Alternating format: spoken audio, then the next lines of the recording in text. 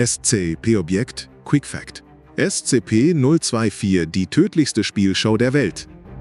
Wenn du denkst, dass Spielshows harmlos sind, dann kennst du SCP-024 noch nicht. SCP-024 ist ein verlassenes Tonstudio, das irgendwo im Herzen einer Großstadt steht. Von außen wirkt das Gebäude völlig unscheinbar. Ein altes Studio, seit Jahrzehnten aufgegeben. Doch sobald jemand das Gebäude betritt, beginnt etwas, das eher wie eine tödliche Spielshow funktioniert. Direkt nach dem Eintritt meldet sich eine unbekannte Stimme über die Lautsprecheranlage. Der Sprecher begrüßt die Besucher freundlich als Kandidaten und erklärt, dass sie an einer Spielshow teilnehmen können, mit großen Preisen für den Gewinner. Doch gleichzeitig warnt er auch vor den Konsequenzen. Denn in dieser Show gilt eine einfache Regel: Die Verlierer verlassen das Studio niemals wieder. An diesem Punkt bekommen alle Teilnehmer noch eine Wahl. Wer gehen möchte, wird sofort aus dem Gebäude hinausgedrängt und kann SCP-024 danach nie wieder betreten. Eine unsichtbare Barriere verhindert jede Rückkehr. Doch wer sich entscheidet zu bleiben, wird automatisch zum Kandidaten der Show. Erst dann beginnt das eigentliche Spiel. Der Stil der Spiele verändert sich jedes Mal.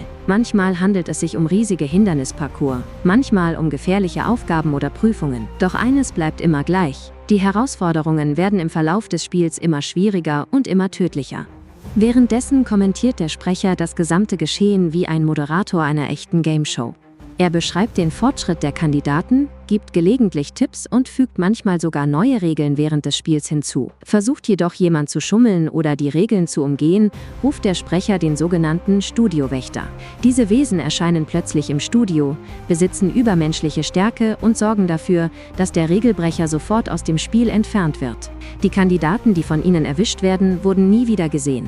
Wenn am Ende tatsächlich ein Gewinner übrig bleibt, erhält diese Person einen zufälligen Hauptpreis.